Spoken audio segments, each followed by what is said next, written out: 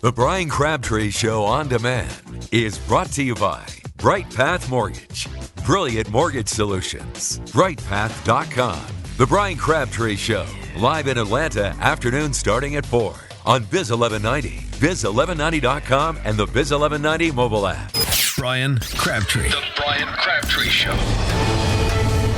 3 of them not only met with a Russian official with a connection with the Kremlin, but tried to coordinate their efforts in order to influence the election and swing it their way. And that's a pretty significant development. The latter part of what you said, we do not know. I'm not going to get into how many times that Jared Kushner has had to amend his filings about forgotten meetings with the Russians. But I will say that this is a pattern we've seen since Election Day, and it doesn't include just Jared Kushner and Paul Manafort. It doesn't include just Donald Trump Jr. It includes General Flynn. It includes Attorney General Sessions. It includes a series of other individuals that I find that in itself is a pattern that's troubling.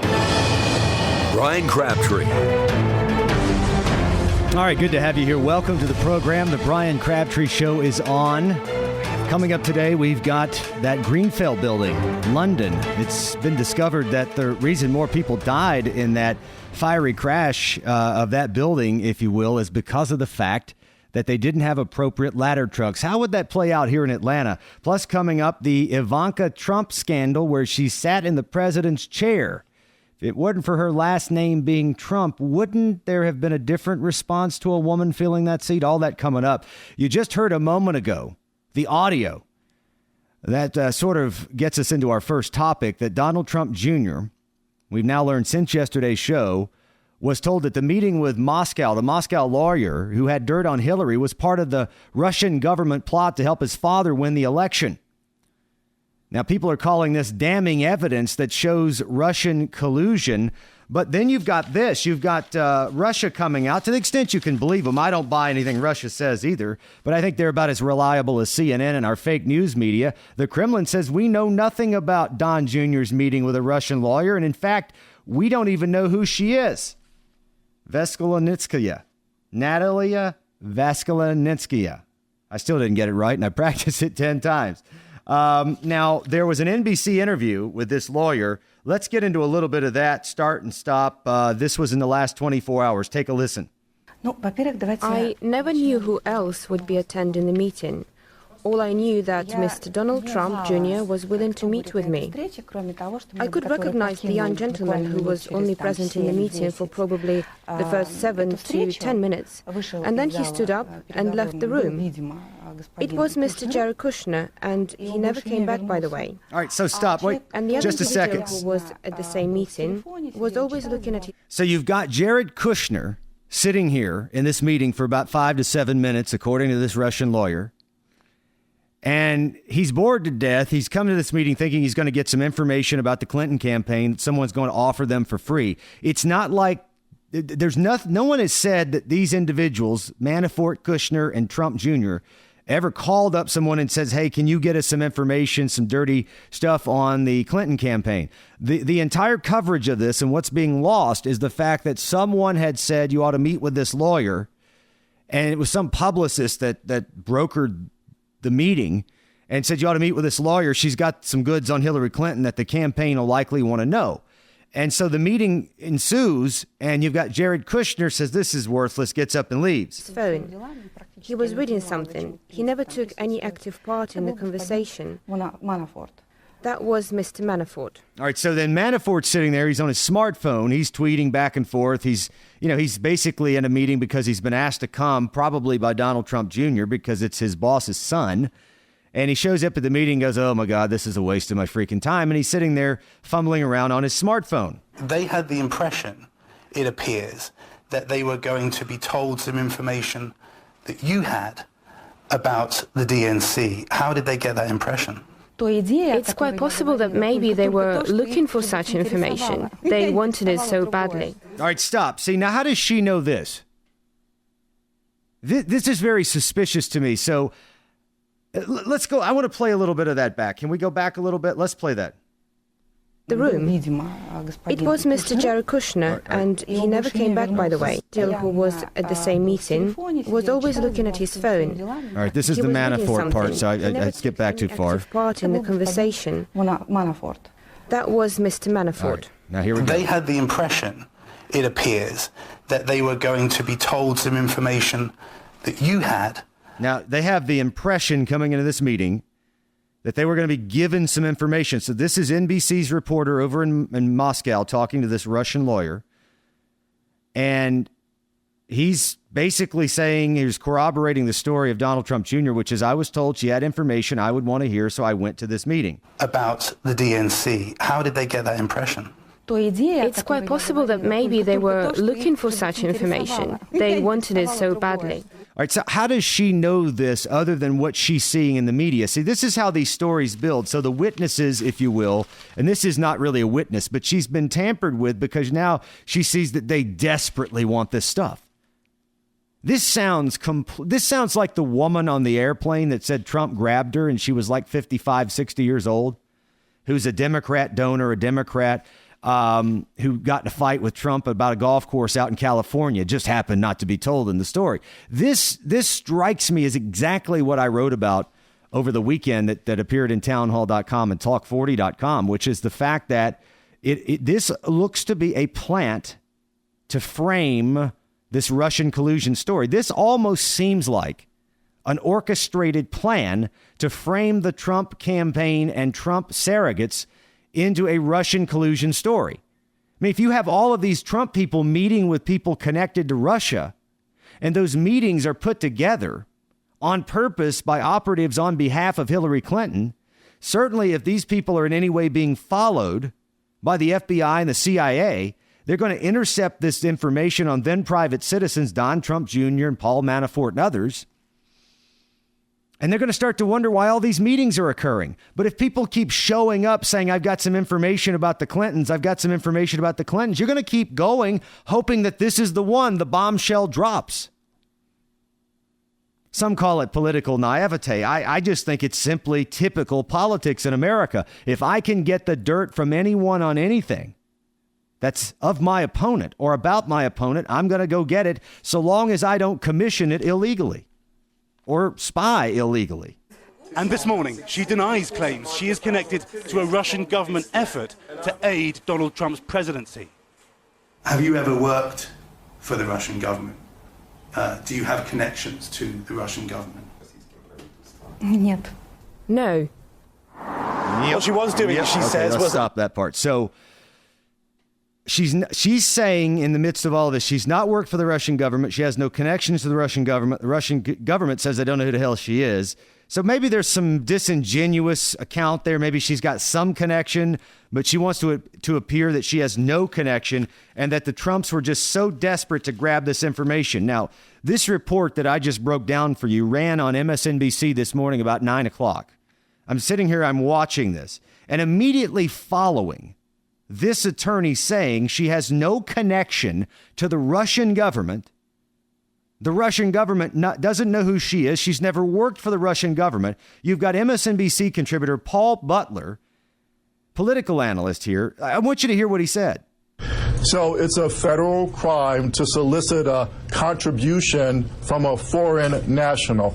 A campaign contribution can be cash money or it could be anything of value, including opposition research. All right, so if I'm running for the presidency and I run into a Russian on the elevator in Washington, D.C. at the Hilton where I'm staying, and they're in town for some business matters, and I solicit them for information. She's this person that I meet on the elevator, foreign national. Let's say I'm playing a media role here, and I solicit them for information about what the Russian people feel about all of this. That's a value to me because now I have a quote I can print. Does that mean that I've committed a federal crime? I mean, this is asinine what Paul Butler is saying. Including dirt on Hillary Clinton. So when dirt Trump on Hillary Clinton is not of value in terms of a monetary amount. It's not something you can give away.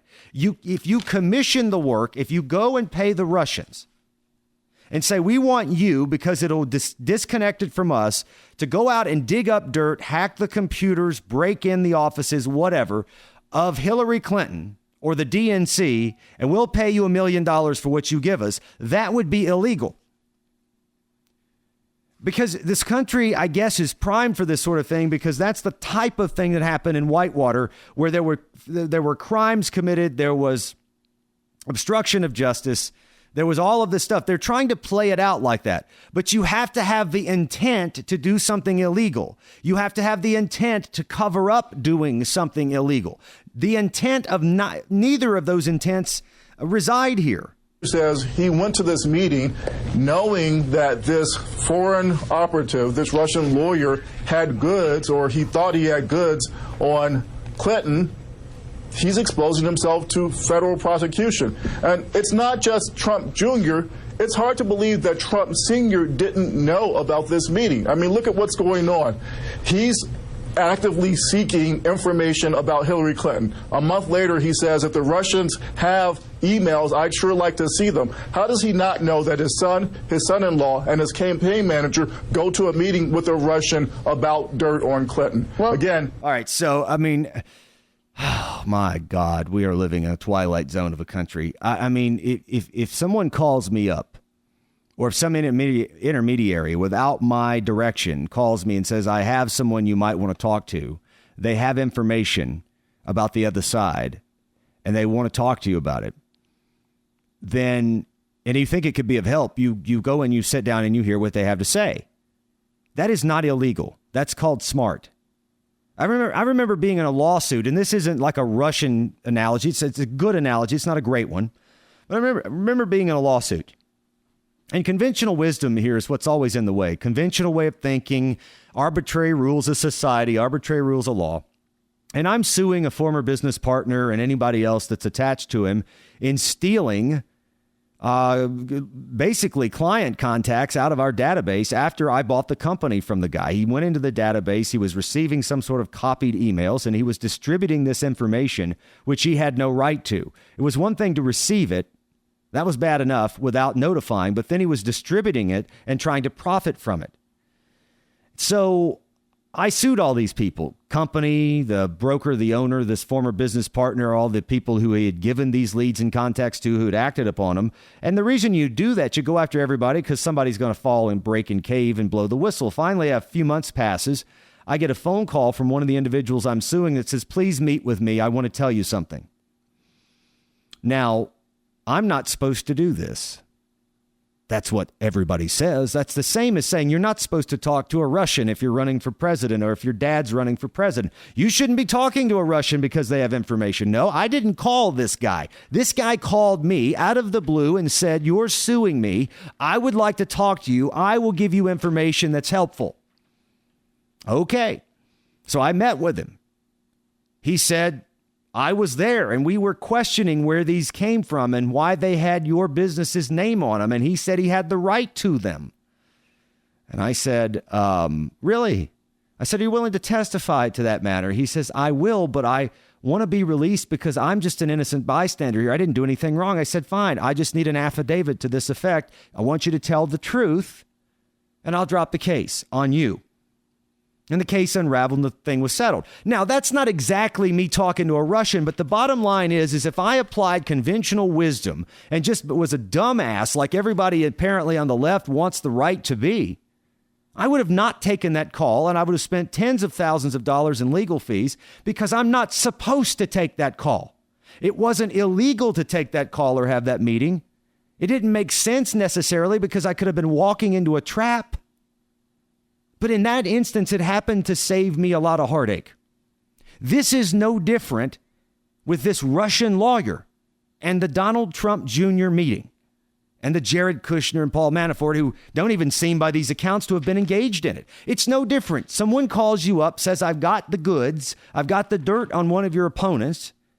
I've got the piece that'll settle your lawsuit. I've got information about how our government's hacked the Clintons. I want to show it to you. I want to show you what we have. You've in no way directed this. You've given no quid pro quo. You've exchanged no money. You would be a fool not to take that meeting and see what's there within the back of your mind the whole time. This could be a trap. And clearly it was. But what I find laughable here is how MSNBC plays a piece from their sister network, NBC, that points out the lawyer says she's never worked for the Russians, never colluded with the Russians. And then you got Paul Butler and others coming on and go, this is a federal crime. It just shows Russian collusion. Which goes to my idiotic comment that if I drink a bottle of Russian vodka, I too am in bed with the Russians. Because a Russian national saying I've got some information you might want to know does not constitute in any way the Russian government doing anything, making any contribution or doing anything on behalf of these folks. Now you got Senate's intelligence members saying they want the president's son to testify. Monday, several of the intelligence members in the Senate said they want to bring him in, have him testify as to what went on in that meeting, so on and so forth. First of all, if I were Don Trump Jr., I'd flick the middle finger at him and tell him to take a hike. I mean, at what point are we going to stop parading people through these extremely partisan, left and right Senate Intelligence Committee hearings where nothing new is learned? Well, I don't know. As they develop, I guess we do learn who the liars are. And they tend to be the people in bed in the swamp. How about Jim Comey? James Comey, the former FBI director, now under some hot water because people are finally... What I said the first day, I've been saying this for 2 months before Comey testified in May, that Comey was the chief leaker of intelligence data. I'm surprised no one has dug any deeper to find out what else the man has leaked. He leaked the memo to his friend at a college. Why not just send it to the damn media? We're going to pick that up next. Could FBI director, former director Comey, be going to jail? What are the prospects of that? Bryan Crabtree. You know, it would be easy for me to just turn this off and start all over. The Bryan Crabtree Show.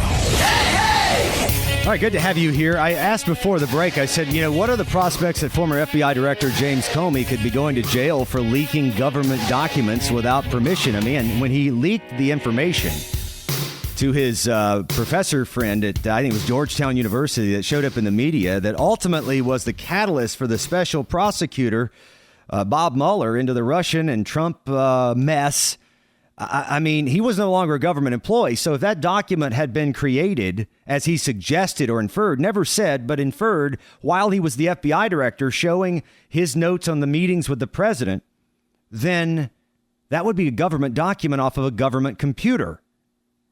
Now, I have a theory that he created this memo after he was fired, probably at 3 o'clock in the morning, as he told us, when he woke up and it hit him what the president was doing.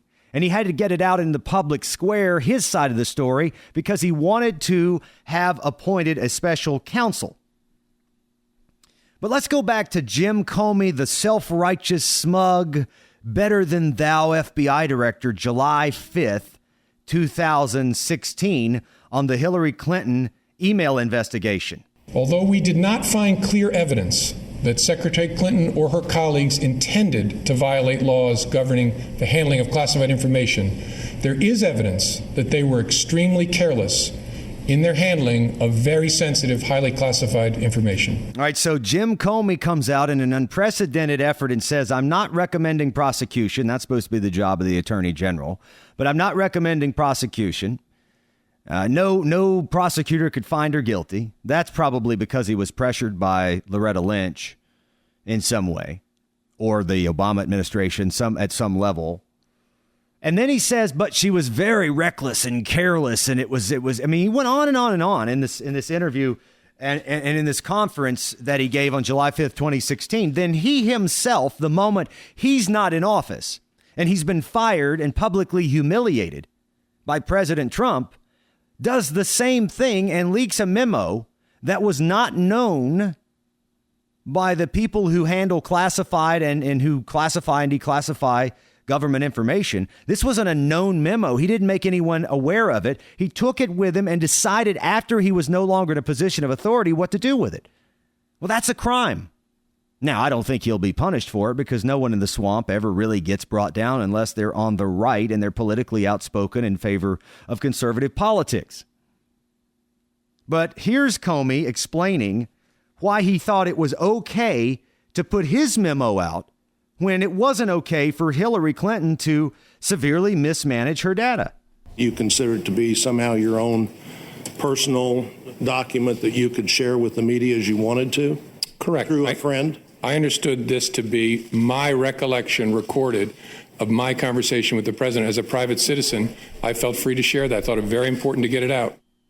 All right, so if it was his private recollection, I mean, if it was conducted, if he did it right after he had the meeting with Trump, then he had to have put it on a federal computer, because if he didn't put it on a federal computer, then he would be accounting a meeting with the president on his own private computer, which means that would be a violation of law. So that's not a way out of this for Comey. But if he put it on the federal computer just after his meeting with Trump, then that would be, I suppose, a bit of an issue, because then he took this off the federal computer, government data, that could have at some point been classified for various purposes, and then leaked it to the media. That would be a federal crime. No doubt about either one of those. So this really begins to add up and point to the evidence that I've been talking about for a while, that I believe Jim Comey was fired on Friday, woke up at 3 o'clock in the morning to his own Senate intelligence admission, was bothered by what Trump was peddling around, thought that he had to get ahead of this before it went too far out of control, wanted to, as a form of boxing Trump in or creating a special counsel to get revenge, one or both of the other, decided to leak this memo that he had just created from his own memory and recollection, which was probably significantly polarized by his firing, because his inferences changed from his spring testimony to his late spring, early summer testimony, in that he said there had not been any efforts by the administration to obstruct any of their investigations at the FBI. And then he inferred that he felt pressure in his meeting after he was fired. This man is a piece of... We'll be right back. In a world where the truth is relative and details are an inconvenience, we bring you Alternative Facts. Alternative Facts with Bryan Crabtree. The Bryan Crabtree Show. The Bryan Crabtree Show. I want you to take over control. You know, I'm not even sure if I should call this segment Alternative Facts anymore. It's just outright fake news segment, where I take some of what the fake news media does, says, or causes to our country. And I just kind of break it down. Today's a little different than our normal Alternative Facts segment. There's a new survey out that shows how the media is shaping our fears and politics. And let me explain what I think happens to the country. I think that most of the people that listen to my show, people like you, I don't think you believe the media has much of an influence over the way you think about certain matters, what your take is, what your emotional reaction is to them, because you are very informed. You listen to thought-provoking conversation, and you make your own decisions. And by and large, that's the case. But I beg to differ slightly. I think we're all bothered by, or influenced by, even the CNNs and the MSNBCs of the world. We don't trust them. But when you hear something over and over and over and over again, like this Russian collusion thing, you start to believe parts of it. And I have long thought that there was some meetings that might have been inappropriate by Paul Manafort and Carter Page. And it appears that to some extent, without all of the details, I've been validated on that this week with this story. But I'm evidencing to you how even I was influenced, because I get the sense that Paul Manafort's not quite as straight and narrow as maybe a lot of the other people in the Trump campaign. And maybe the media led me to believe that. Now, I don't believe it because MSNBC and CNN said it. I just believe it because I've seen so many different things that have been distorted with alternative facts or fake news approaches that lead me to believe he's maybe shady. I don't know, criminal is the word, but shady. And he might have had a meeting or two. And it appears he did. And if I didn't know better, as you begin to break apart the individual meetings, at every single step you find, well, if you're meeting with the Russian ambassador Kislyak, you're probably not meeting with him to do some sort of collusion deal to hack the Hillary Clinton campaign, because he's too far removed. I mean, there's probably a couple of hundred Russian ambassadors. And while he's the main ambassador to the biggest country in the land in terms of power, that doesn't mean he's brokering that kind of deal. It would probably be someone that's lesser known that wouldn't be suspected as much. So I don't know. All of these things kind of confuse us, and they influence the way we think. And let me give you an example of that. So this new survey that's out, Top 10 Concerns of Americans, between Fox News and MSNBC, and they choose these two because MSNBC's on the left and Fox is on the right. So Fox News viewers are most worried that someone is going to break into their house. That's their primary concern. Let me just run down the rest of them, and I'll jump back to the two that stick out to me the most. So someone breaking into their house, the nation becoming fragmented, identity theft, society breaking down, the U.S. government not having access to health care, cyber crime, being the victim of a violent crime, economic or financial collapse, and terrorism. Now, this reveals something about Fox News viewers, and I know you and I probably are Fox News viewers, at least at some point. And that doesn't mean that this represents us, but this represents the totality of the viewers. Think about someone breaking into their house as their primary worry, their primary fear. Well, the odds of someone breaking into our homes are very, very low. And if I was really worried about that in a way that was number one on my primary concerns, I would move. So that shows that this fear is stoked some of these Fox viewers into paralyzation because of the nature of the coverage on Fox. Nation becoming fragmented, well, that's a valid concern. Identity theft, valid concern. Society breaking down, valid concern. The U.S. government, valid concern, although peddled greatly by the tone of the coverage, but our U.S. government's out of control and way too bureaucratic. Not having access to health care. I'm not worried about not having access to health care. I think we've worried people into a tizzy about this. If I'm only worried about the ramifications of having inadequate health care in the event of a major medical issue and then going bankrupt. That would be my concern. So I'm worried only about the financial ramifications of lack of proper insurance. And so I spend a lot of time every year not having that fear by having the proper insurance. I talked about this yesterday. I use our guy Mark over at America's Benefit LLC, and we've conducted a plan that I think allays my fears about health insurance. It's a different kind of health insurance plan because I don't trust the traditional conventional market. I know that if I need to go to the doctor, I've got a certain amount of coverage. If I need to have a bunch of tests, I need to go straight to the clinic, not have the doctor broker it out. I mean, Mark's taken me through some of this stuff because what little fear I had to alleviate. But a lot of times we're not focused on those kinds of solutions. So we don't have a crisis of concern about having access to health care. We got the best health care in the country. It's about insurance and how well does it cover the cost of our health care? And does our medical care put us in bankruptcy? Well, that's a whole lot less of an existential life threat. It's a financial threat. No one's explaining this to people and helping them unpack it. Cybercrime. I think cybercrime, we are causing ourselves more trouble worrying about it and attempting to protect ourselves from it than we are if we educated people on how to basically self-defend. What we're doing is we're shoving down people's throats, yours and mine especially, two-step logins. Let me text you a code so you can get in and see your bank account balance, pay a bill. You want to add a vendor to your bill pay, we need you to wait till an email shows up 15 minutes from now so you can get a code and put that in. Like, I can't hack that crap. Like someone that's going to break into my account. That's the next step. They figure out how to get into my account. They go in. By that point, they figured out how to get into my email address. So they just wait for the damn code to show up, and there it is. Well, yeah, I might know about it, but by that time, it's too late. But no one is really thinking through. So cybercrime, I think, is severely overblown. It's a significant issue. But the way we're managing it is through creating fear and red tape and bureaucracy. being the victim of violent crime. I worry about that to some extent. I think it's a valid concern. I think it's overblown by statistics.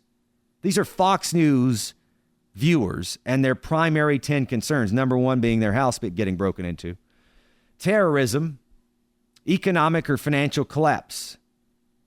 I don't worry about those latter two. In fact, I think if economic or financial collapse occurs, it's happened once in our lifetimes, just in 2008. I think that's enough to leave some post-traumatic stress disorder. But nonetheless, you just retool. The only reason that you need to worry about economic or financial collapse is if you're running around swimming in the water with no underwear on, no swimming trunks on. It's like Warren Buffett says, you only see who's been bathing naked once the tide goes out. If the financial collapse is the equivalent of the tide going out and you're sitting in there swimming naked, your wing's going to be exposed, or your wah-wah. And so you've got to cover up your wing or your wah-wah, which means education, knowledge, empowerment, and not letting someone else handle it for you. You've got to empower yourself. That's what people have to do. Terrorism is by per capita. I think you have a better shot at winning the lottery than you do getting killed by terrorists. But I think these are things that cause us to worry in totality because the media plays us by continually peddling these stories, which makes us think these are bigger issues than they are. They're all big issues, don't get me wrong. But there's no action points. And therefore, because we don't take proactive measures to stop these fears, to allay these fears, to become more educated, to take action, to actually manifest our angst into action, the fears just get bigger and bigger. Now, MSNBC, this is the right. Now we go to the left. The number one issue for MSNBC viewers is the nation becoming fragmented. Well, for a group that's basically the most dividing of all, especially that group that really is politically active on the left. I'm not saying all Democrats are divisive. I'm saying this group that's politically active, that buys into this narrative, they are the ones dividing. They worry about the U.S. government. That's number two on their list, even more so than conservatives. That's surprising. Someone breaking into their house is number three. Not having access to health care, number four. Society breaking down, identity theft, gun violence. If I wouldn't be worried about gun violence if I owned a gun. So I own guns. So someone breaks into the house, I shoot them. So I'm not worried about someone breaking into the house because if they broke in my house, they wouldn't make it far. And there's too many barking dogs and things for them to get through without getting noticed. So this is the kind of way you allay fears, is you just find ways to protect yourself from the things that bother you.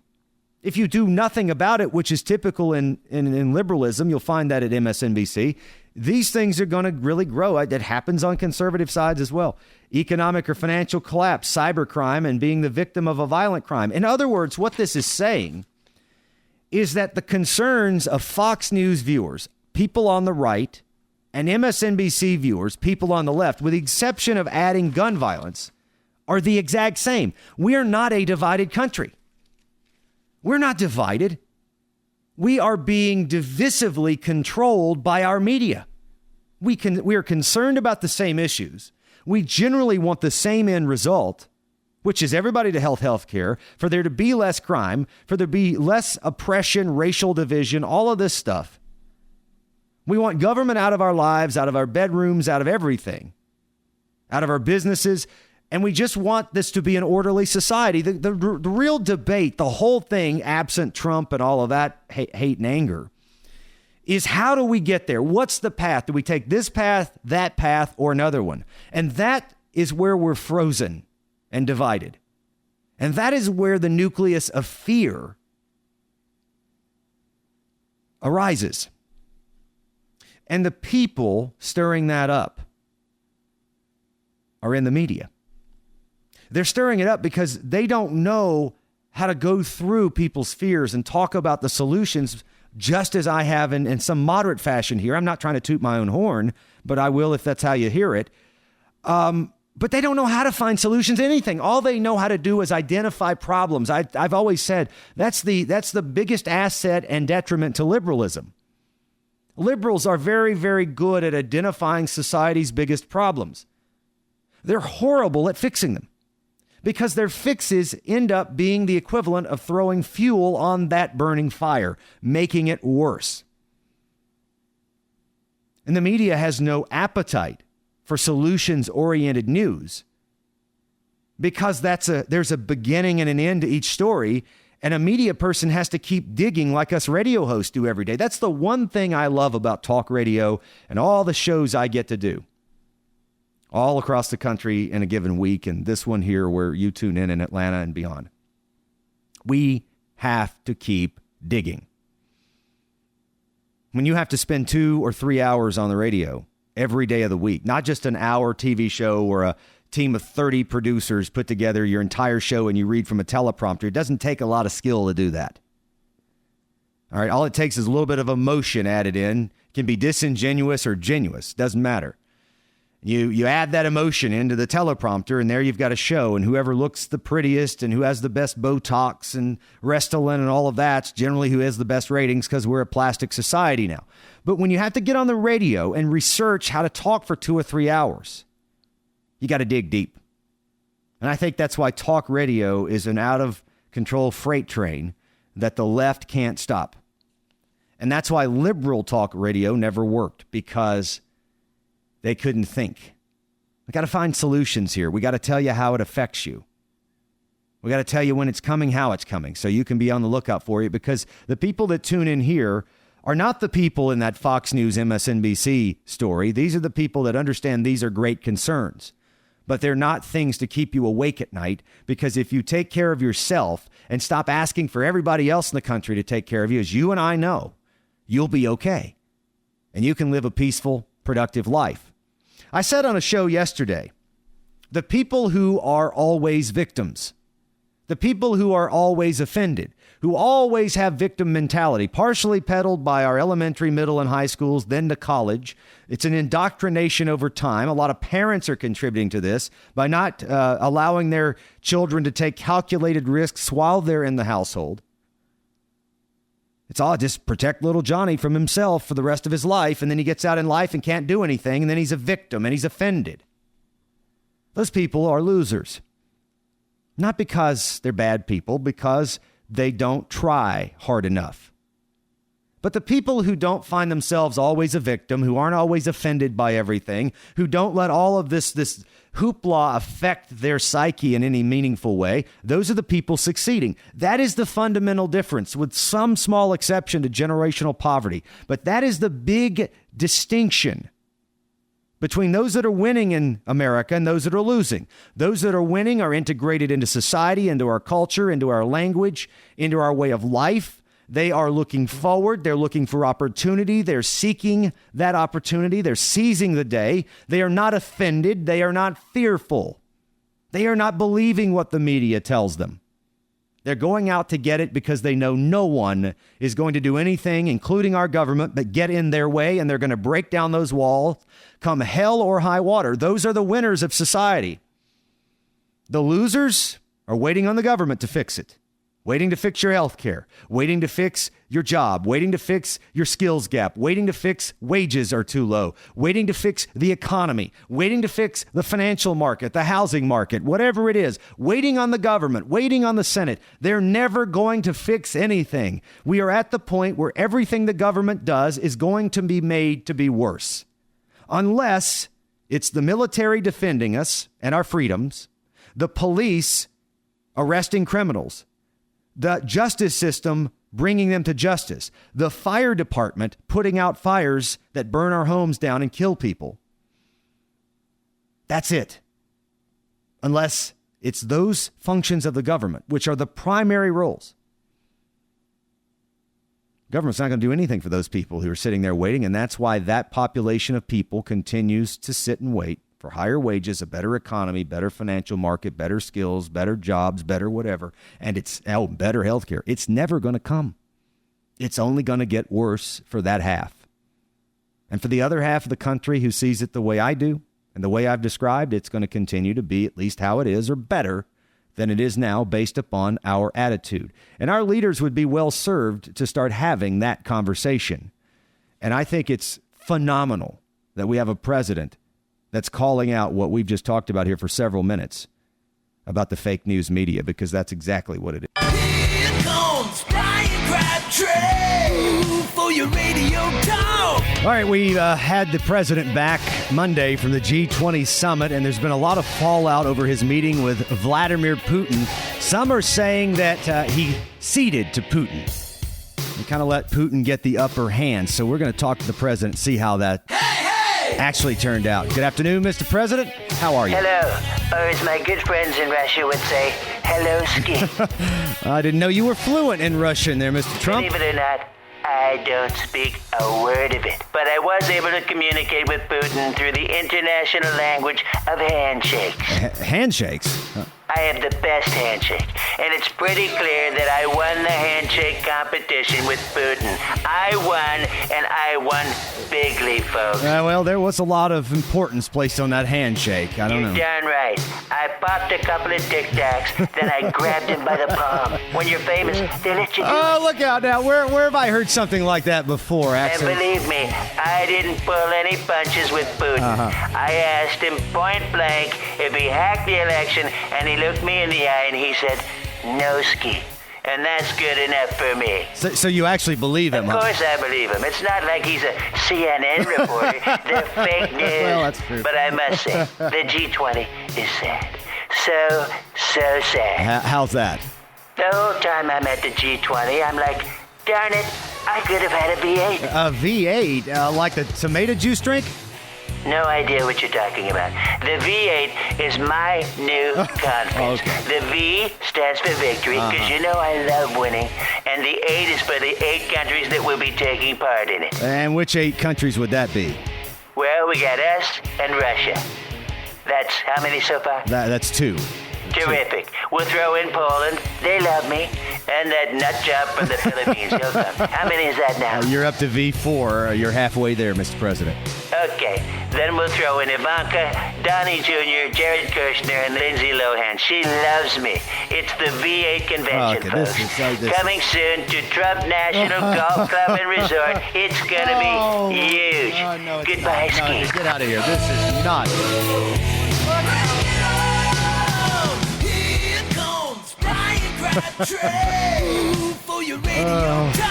Why did we? That's 2 minutes of our lives we'll never get back, isn't it? Thank you, Mr. President.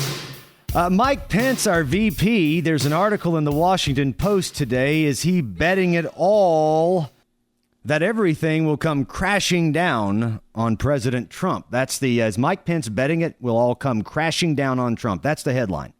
Washington Post. This is a big diatribe. I'm not going to bore you with it. I read through it as I do everything. Another 3.5 minutes of my life I won't get back. And they're basically talking about all of these fundraising events that Mike Pence is doing at the National Naval Observatory, where his private residence is. He's bringing in 30 or 40 at a time, big Republican donors, and he's basically raising a ton of money. So, wow, this must be because he thinks Trump's going to come crashing down, and he wants to be prepared to run for the 2020 presidential nomination, right? I mean, that's what they're reporting. But there's no evidence of this. This is a kind of pure conjecture that you have to unpack. There was a story this week that Steve Bannon is pushing for 40-something% increased top tax bracket, and there's no evidence. The White House pushed back and said, we've never heard of this. Mnuchin came out and said, I've not heard anything of this in any conversation with Steve Bannon. It's almost as if they sit in a newsroom and figure out what conjecture they can make up next. Bryan Crabtree. The Bryan Crabtree Show. The Bryan Crabtree Show. Had a lot to drink before the show. We may not always get along. Can't we all just work out our differences over a craft beer and some Tom Petty music? The Bryan Crabtree Show.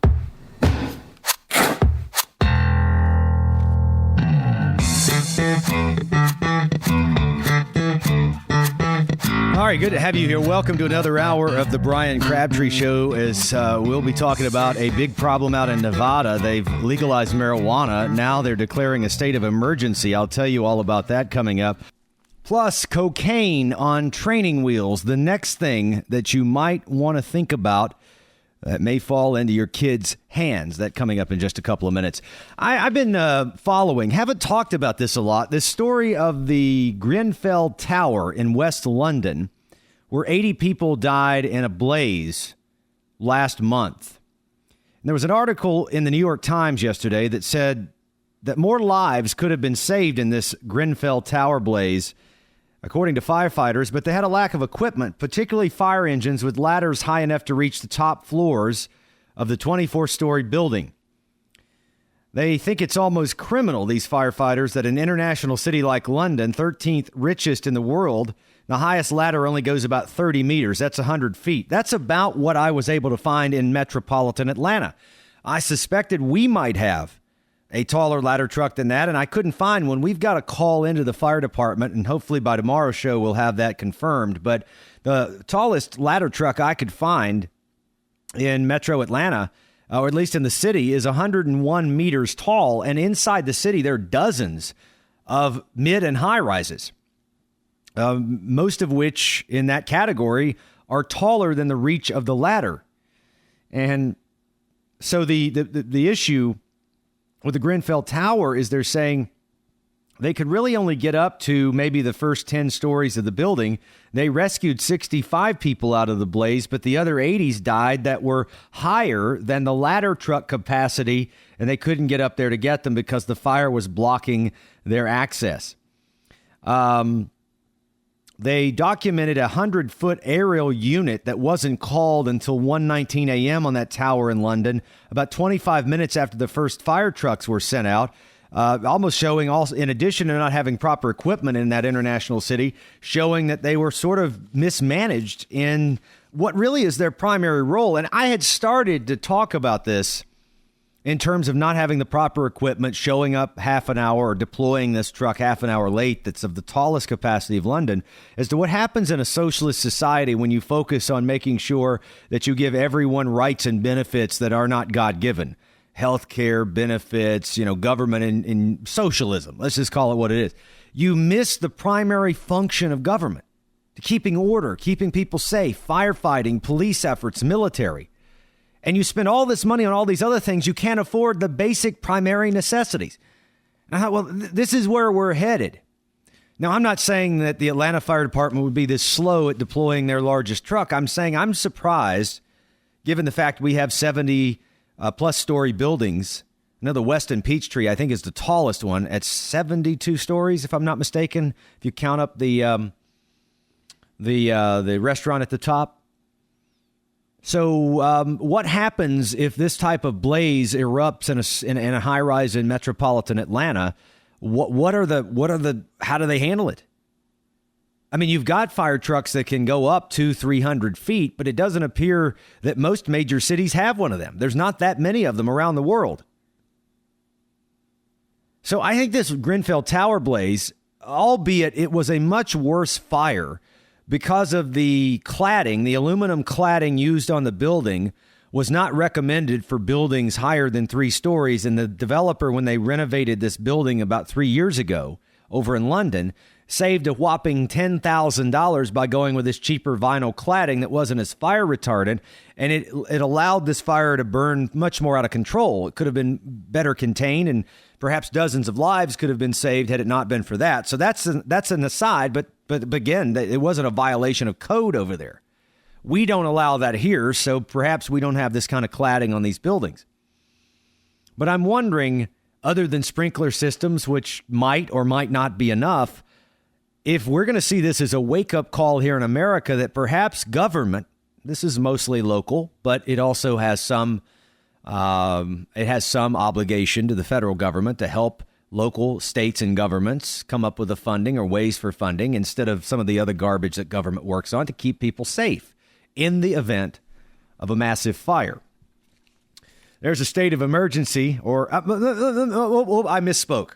There's a statement, a statement of emergency in Nevada. I don't want to misaccount this. Governor Bryan Sandoval has endorsed the department's call, the Department of Taxation in the state of Nevada, for a statement of emergency, which would allow more dispensaries to become licensed distributors because the nearly 50 dispensaries in the Las Vegas area that have licenses to sell for recreational use marijuana beginning July 1st are running out of pot. There have been so many pot sales in Nevada that they want to now allow alcohol wholesalers have their exclusive rights to move marijuana from growers to retailers in Nevada as part of a temporary court order that was extended by a Carson City district judge in June, promote the goal of regulating marijuana similar to alcohol. They had in stock marijuana dispensaries started selling that July 1st. They expect to run out in coming days. Boy, there'll be some tourists upset about that have booked their tickets to go take part of the gold rush of marijuana in Nevada. And if they want to raise taxes and find new revenue sources, this is probably one of them. And I can't find significant evidence in all of my reading that this is some sort of scourge on society.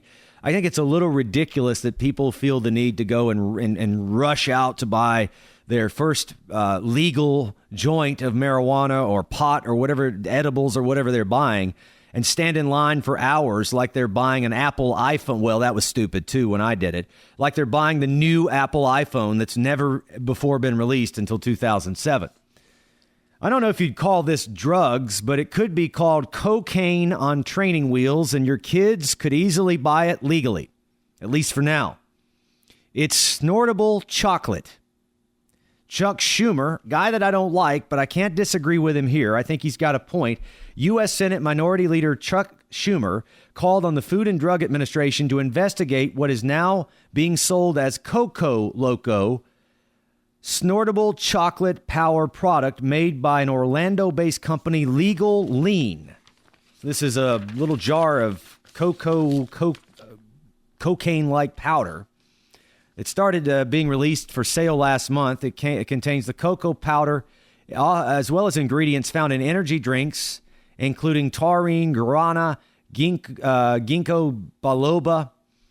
The company of Coco Loco says it offers euphoric energy and motivation and safely generates a state similar to the feeling of ecstasy. Doctors are, however, unsure of its health effects.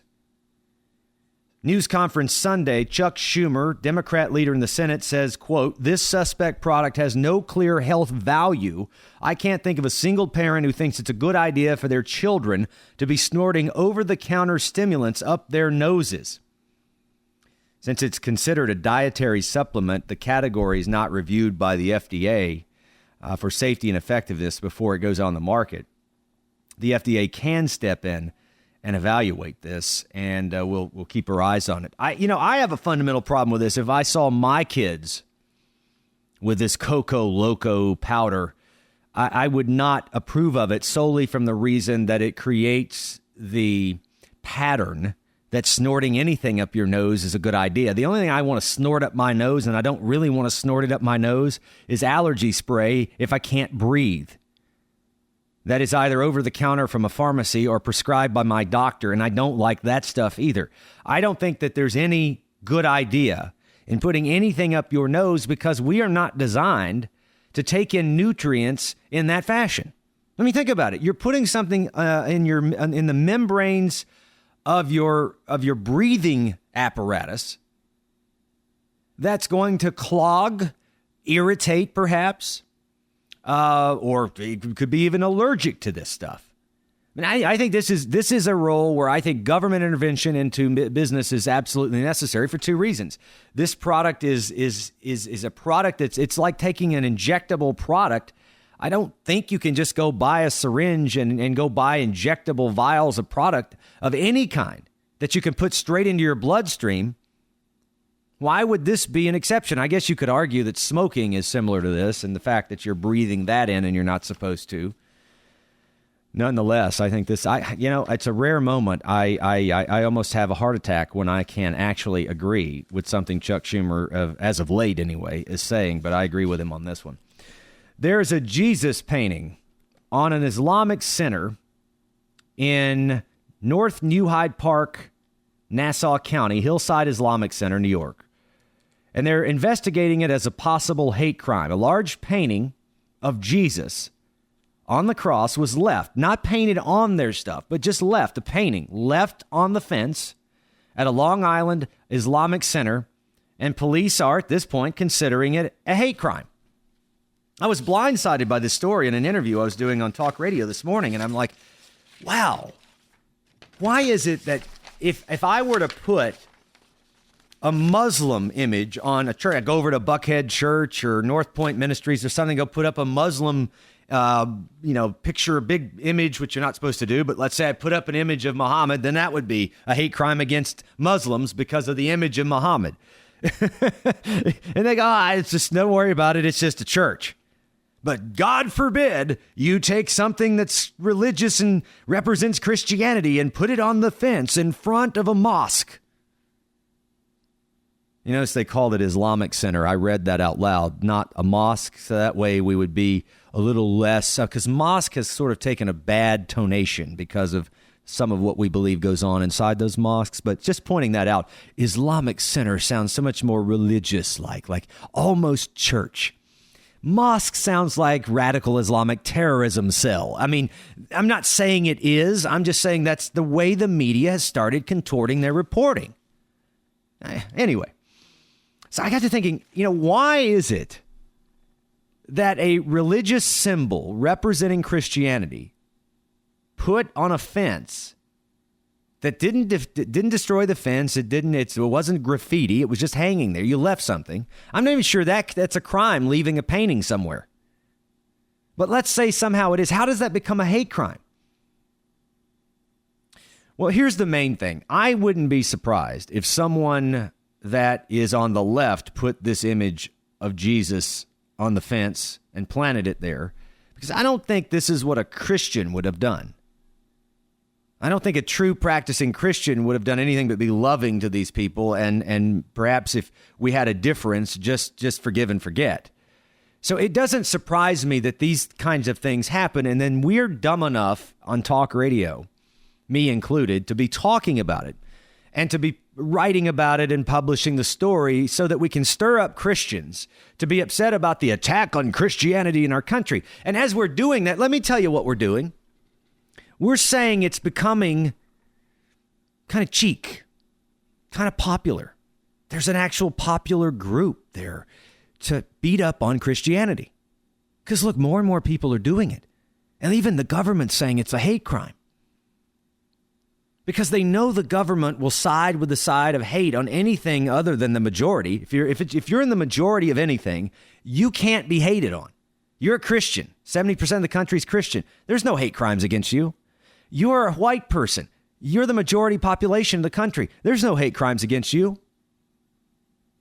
You're a middle class, moderate, regular Christian, put religious out of it, just normal person. There's not, unless you're minority. There's no hate crimes against you. So the more we concoct these stories where something that represents the majority, Christianity, white people, etc., is placed in the fray of the minority, and even though no one's hurt, no property's damaged, no harm is done, it's a hate crime. And the more we get outraged at it being called a hate crime, the more we're kind of buying into propelling the cattle call on the left that it's okay to break down. Christianity's not all good. It's okay. Christianity, this is the kind of thing Christianity does. It's okay to kind of erode that from our society because Christianity is a big problem for the left. The more pure form of it, not the 70% that all say they're Christians, but the people that actually practice daily their Christian beliefs. It's more powerful than the fear, the hate mongering, and the influence of leftist politics. It's the one overwhelming factor. It was the one thing, if there was any, that drove Donald Trump to victory last year. The evangelical crowd overwhelmingly and unwavering supported Donald Trump. Even after you can grab her by the Access Hollywood bus. Even after that, they still didn't waver. Because Christians know to forgive. Christians know that no one is perfect, and they're not seeking perfection except in Christianity and in Jesus. I'm not trying to be a preacher here in a sermon today. But the left can't penetrate that. So the best way to do it is backdoor it and put up images like this. I wouldn't be surprised if they didn't put it up. Somebody that's leftist or liberal put this up there because they knew how it would be reacted to. And it continues to peddle the idea to people that are kind of questioning their faith, their Christianity. It's okay because society now accepts it. Look, it's being called a hate crime to do something like this with your faith. We've got to stop falling for these traps. If Trump's done nothing truly bad, then why is he attacking those seeking the truth? It's an interesting question. I'm not asking that question. I think it's an interesting question, if not a dumb one. But I think it's one we ought to try to answer, and we'll do that next. And we'll start with Chris Matthews at MSNBC before I answer the question. Bryan Crabtree. The Bryan Crabtree Show. All right, good to have you. At Bryan Crabtree on Twitter, talk40.com online for the analysis. I really break down what happened with what we've been hearing about with this Russian hacking in my latest article on there. Top of the page, talk40.com. I've taken 100 pages of media consumption and research, and I put it down to just about 900 words that you can read, and you'll get it pretty quickly. So of all the things I've written, I think this one explains what is perhaps the most complex political issue of our time, and where I think the government and the left is colluding more so than anyone in the Trump campaign ever did. You'll see it there. Chris Matthews, MSNBC, he asks a question. I'll just let him ask the question. Here we go. Why doesn't President Trump want to get all this behind him? Why doesn't he call on his people? Ask them if anyone did anything wrong with the Russians. Tell them they have one chance to square things with them, put it all on the table, and get ready to go public with all they have. Why does he do this? Isn't that a fair question to ask, whether you're for Trump or against him? What does he, his presidency, or the American people have to gain by this endless rolling disclosure of one mysterious meeting with Moscow after another? This cape and dagger that never seems to end, never stops smothering anything else from happening. All right, I want to jump forward just a little bit in this to hear the end piece. Well, I can think of only two reasons. One, he's protecting his people, including family members, for actions he didn't approve. Two, he's protecting himself from actions he did approve. In either case, are the actions that bad that the cover-up makes sense? All right, stop. Wait. We'll get to the punchline coming. Now, see, it's okay to ask this question. Chris Matthews is an opinion host. I'm not going to beat him up for asking a dumb, ignorant, stupid question. But there's no evidence of any of that. There's not even a circumstantial thread of evidence that Trump knew anything about any of this junk Don Jr. or any of these people did. And what they did was nothing but have meetings and talk to people and get all the information they could, like anyone with a brain would do when you're trying to help someone win an election. There's no evidence of money. There's no evidence of any of that being exchanged. There's no evidence of someone questioning, if you'll do this, I'll do that. There's no real motive other than winning the election for that to have happened. It doesn't appear that any of that was needed because some government contractor or some quasi-affiliated person or persons that worked for in the past or work for presently the Russian government decided to be patriotic in Russian terms and hack the DNC and help defeat Hillary Clinton. No one had to give them anything for them to want to do that. They just did it. So, I mean, these questions, these conjecture, inferences, these things are so off base. It's unbelievable. So I suppose the actions make sense.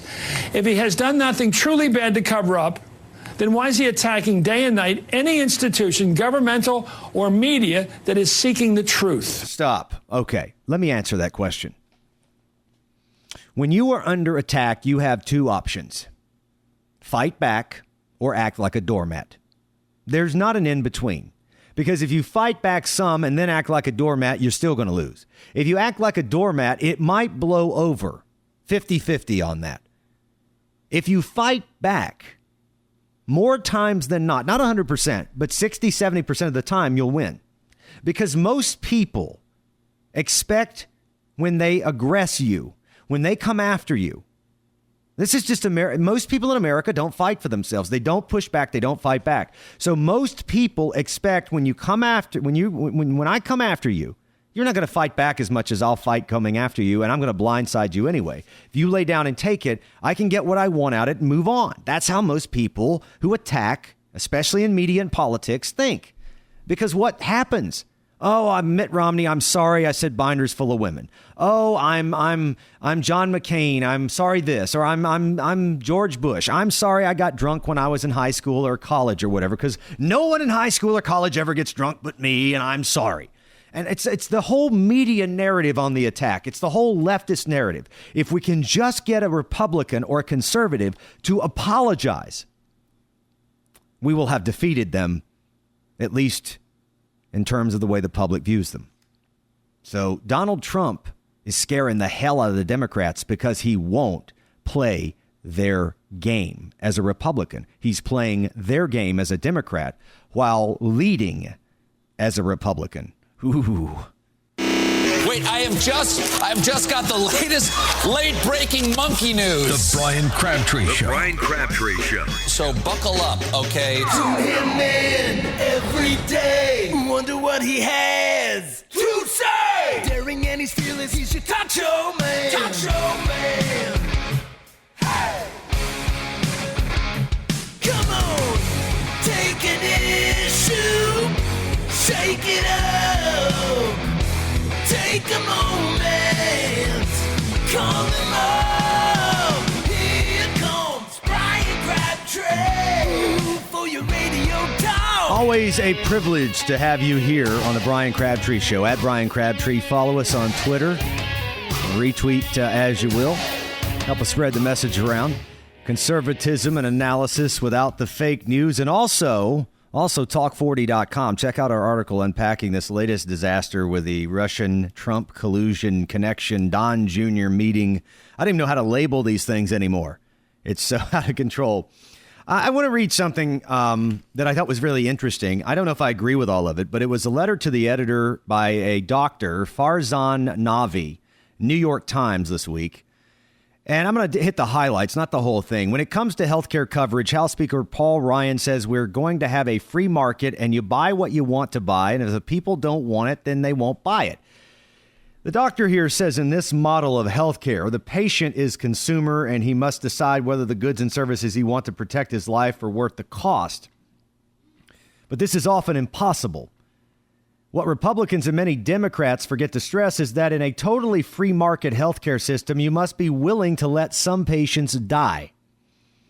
As an emergency medicine physician in a busy urban hospital, he says, I have patients brought to me unconscious several times a day.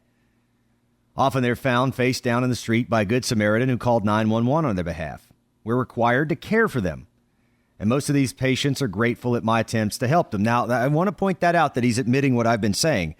You aren't going to miss access to health care, critical health care especially, because of anything that happens or doesn't happen with these bills. If health care, Obamacare goes away, insurance triples in cost, whatever, you still can go to the hospital because the law requires them to take you at the emergency room. And just human nature, if you show up dying, just good human goodwill, if you show up dying, they're going to save you first, put you through the process before they get into all the insurance stuff. You don't have time for that. If you're about to die of a heart attack, they don't have time to worry about your insurance. They got to take you in and save you. So it's after the fact that you've been saved. You're either dead or you're alive.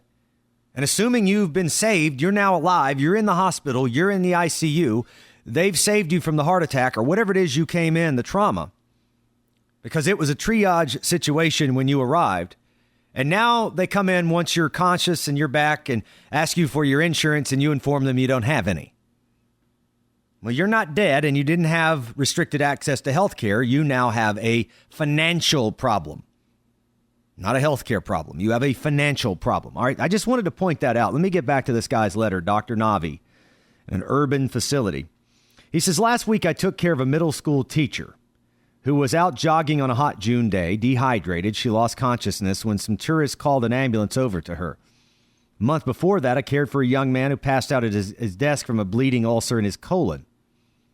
His co-workers called 911 while he lay in a puddle of his own blood. About a year ago, I cared for a 56-year-old patient who was found lying in the gutter 3 a.m. A passerby called 911 thinking he was drunk. It turns out he'd been hit in the head with an iron rod by muggers. All 3 of them had ambulances called on their behalf. Now, I want to back up. Part that I crossed over to get to this point. He says that sometimes, although most are grateful at his attempts to save them, more than once, patients like these have regained consciousness and become furious. It wasn't they didn't want to live. They were all very upset at the cost of the hospitalization they just incurred. I remember a night at a bar. I know the bartender well. I was there with my wife and a few other people, and we were about to leave. And just before we left, someone stumbled out, extremely drunk, fell into the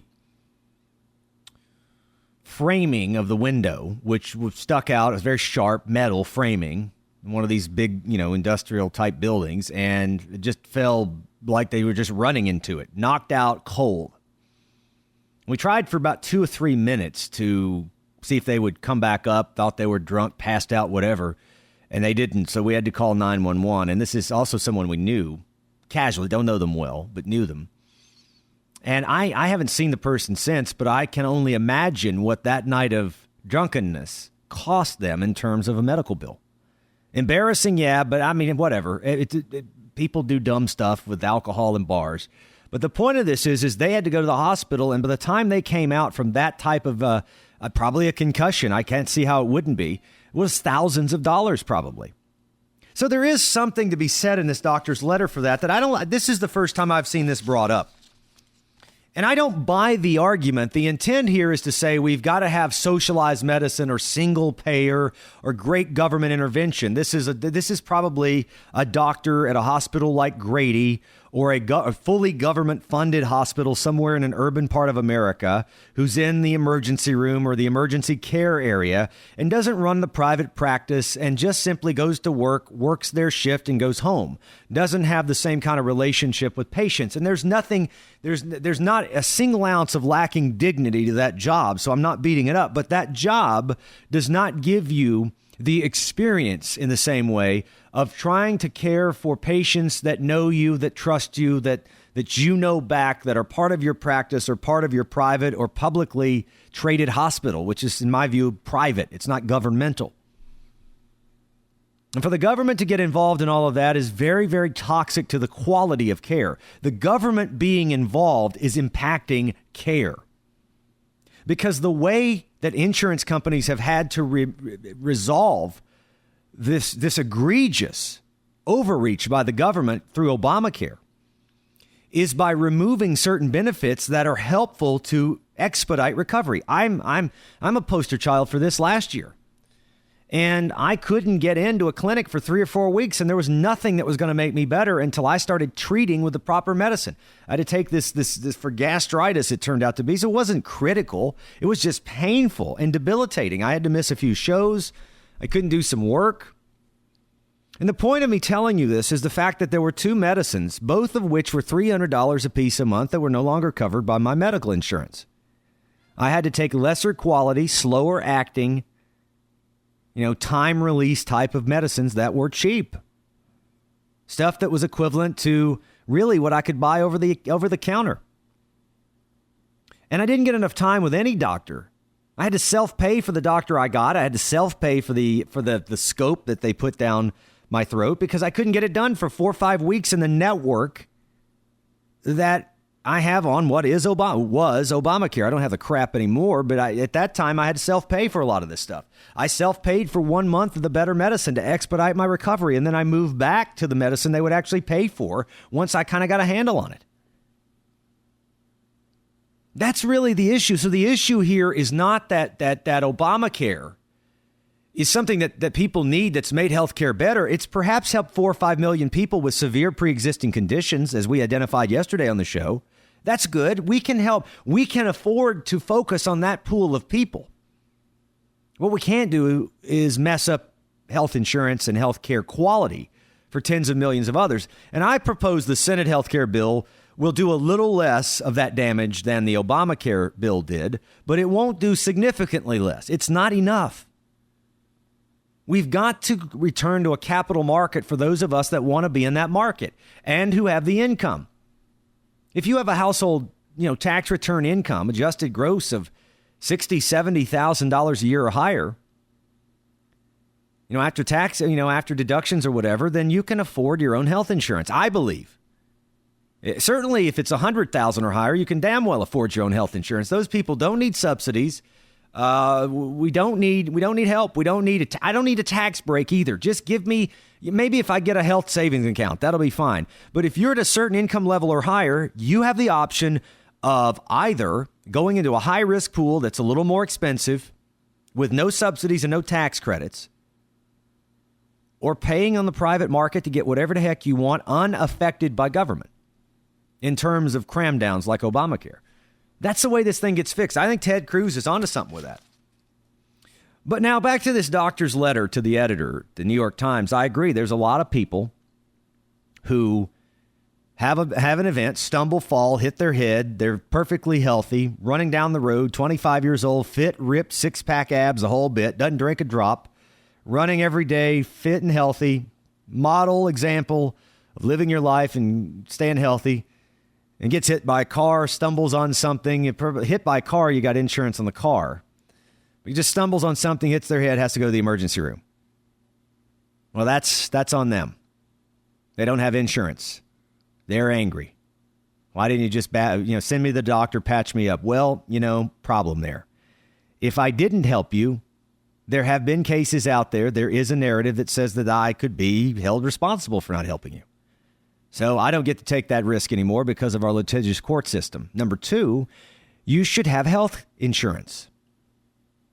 I mean, that's that simple. I mean, if you don't have health insurance and you don't buy it, and you didn't go into the government subsidy because you don't make enough money to afford it, or buy it on the private market because you do, then, yeah, you're not going to die when you go to the emergency room, but you're going to have to deal with the bankruptcy you're going to file after your $100,000 legal bill you can't pay. Period. And there is no reason that our government should be debating that, because I bet that's half of what we're talking about here. People have gone bankrupt because of an emergency room visit. They don't have health insurance. They're playing Russian roulette with their health. Well, really, they're not. No, they're playing Russian roulette with their finances. Health insurance is nothing more than insurance on a home. Why do we buy insurance on our home? We don't buy insurance on our home to save our lives in case it catches on fire. No, the damn thing catches on fire, we get the hell out. We have insurance so that after we get the hell out alive and take personal responsibility for our own safety and that of our family, and when the thing burns down, we take insurance so we don't go financially upside down and bankrupt because we still owe a bank $300,000 on this thing, or $200,000 or whatever it is that we can't pay now because we don't have a house left. I'm sick of people calling health insurance health care. It's not. Health care is show up and get treated. There are clinics for people that don't have money.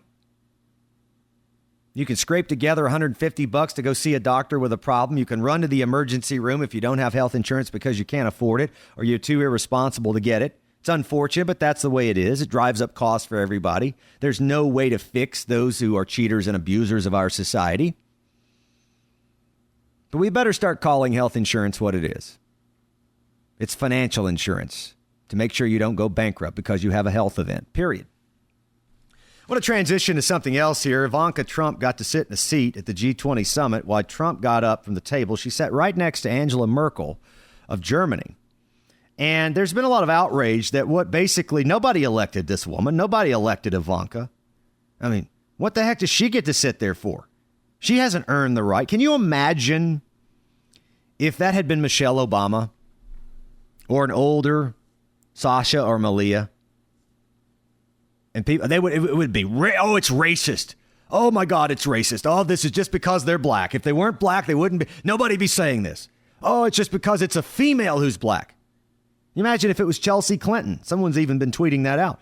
Oh, well, it's just because she's a female. I mean, Ivanka, for the majority of her life, and I still believe to this point, is at best a moderate. She's not a conservative in the truest sense. She may be fiscally conservative, but she's socially liberal.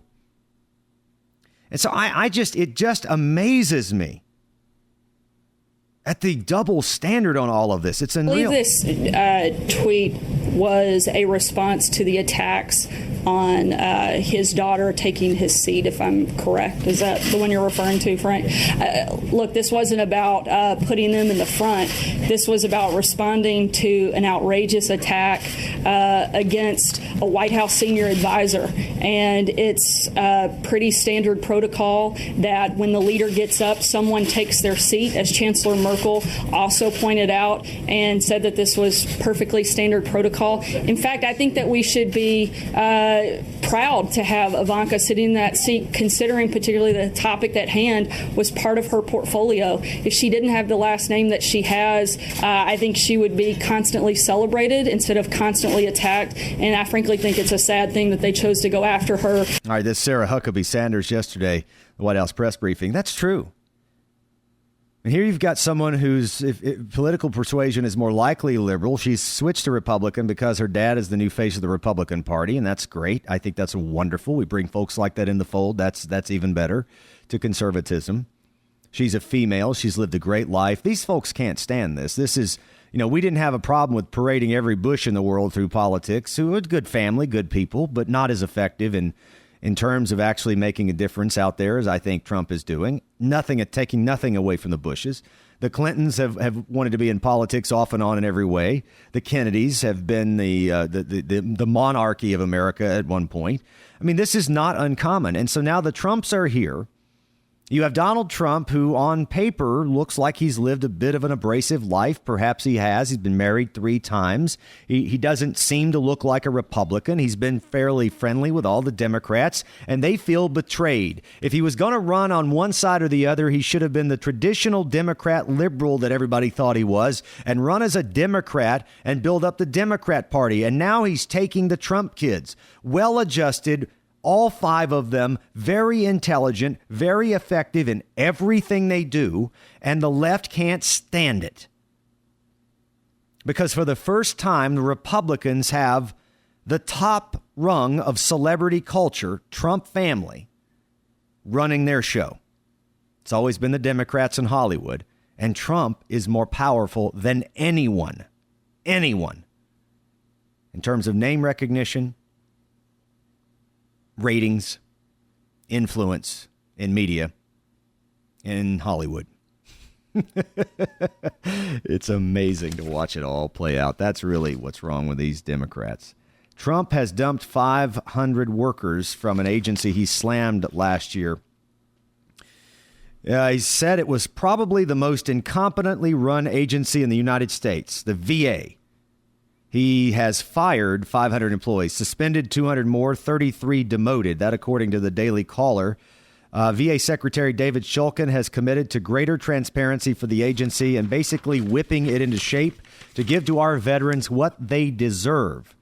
Those disciplined included 22 senior VA officials, more than 70 nurses, 14 police officers, and 25 physicians. Do you not know that's this kind of head rolling in our federal government that's happening right now, or the lack of replacement? They're saving billions of dollars, in my view, simply by not filling certain positions where there are people sitting in bureaucracies doing nothing but making things worse. The Secretary of State isn't filling his positions. The EPA not filling all of its positions. The more of these positions you fill, of these armies of government bureaucracy, the more impact they have, the more manpower they have to overregulate small business. This will backfire at some point politically on Trump, but it probably will be too late for the Democrats to use it to stop what I would call the Trump train.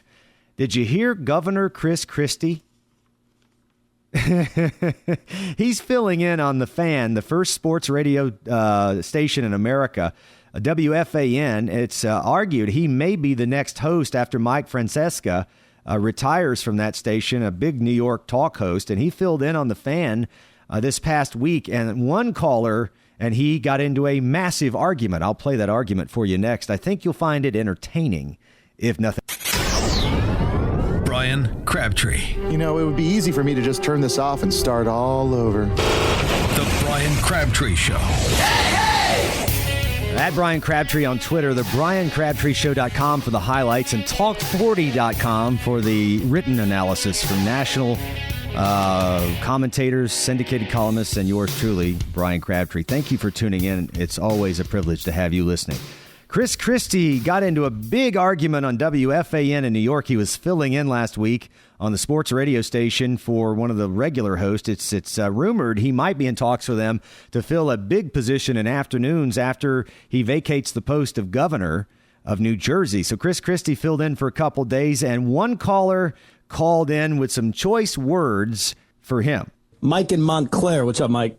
Governor, next time you want to sit on a beach that is closed to the entire world except you, you put your fat ass in a car and go to one that's open to all your constituents. Well, you know, not just you and yours. Interesting, Mike. You know what? What's that, Gov? You know, Mike, I love getting calls from communists in Montclair. You know, you're a bully, Governor, and I don't like bullies. You know what? And listen, I'm not the one who came on the air. Hey, hold on, Mike. Mike, I'm not the guy who came on the air, swore on the air. Who swore? And so you did. Get the heck out of here. You know, you're swearing on the air, Mike. You're a bum. You know, so you let's optics, go. Bad optics, okay? Mike. And I'd love to come look at your optics every day, buddy. That's you know what, and you know what, Mike. What matters is what you do. That's what matters. And what have you done?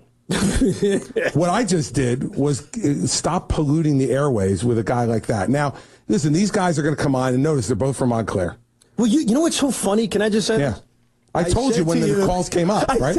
I said to the governor, I said, man, you're popular in Montclair. We got a few guys up. And you're like, no, Evan, I'm not popular in Montclair. No, there's no chance. You know, in a state like in my state in 2013, when I won 19 out of 21 counties and got 61% of the vote, you know, I lost Montclair.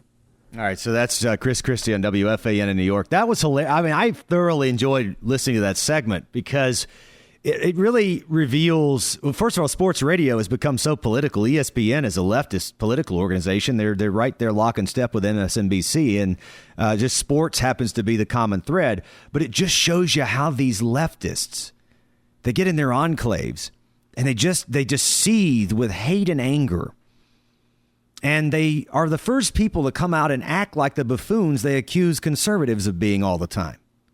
This is the Bryan Crabtree Show. Talk40.com. In the meantime, have a good evening. The Bryan Crabtree Show on demand is brought to you by Bright Path Mortgage. Brilliant mortgage solutions. BrightPath.com. The Bryan Crabtree Show. Live in Atlanta, afternoon starting at 4 on Biz 1190, Biz1190.com, and the Biz 1190 mobile app.